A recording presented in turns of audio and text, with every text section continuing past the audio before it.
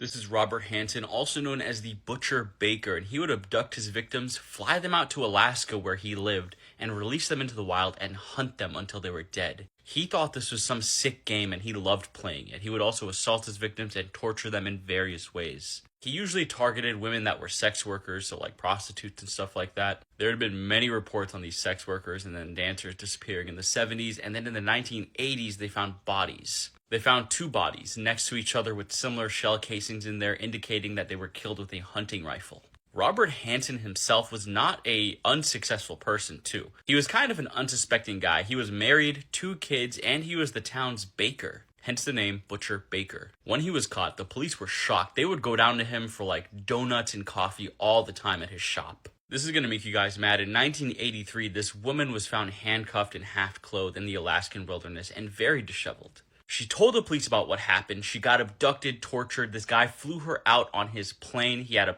pilot license and everything, so we'd fly out the people there, and then tortured her and hunted her in the wild. They thought that was so far-fetched from the truth that they didn't even believe her. This happened another time with the same story, and they'd been suspecting that, Robert Hansen may be the guy at this point. It was like 10 years later. Because in 1971, that was the first time he was accused of assault. However, it was kind of a cold case. I guess police didn't take it seriously. And then in 1983, they're just like, okay, too many people are disappearing. Let's believe this woman and let's go check it out. All of the descriptions she made, even from the interior of the home to the plane, were all accurate. They found jewelry of the women that went missing. They also found a map with a bunch of X's of the Alaskan wilderness.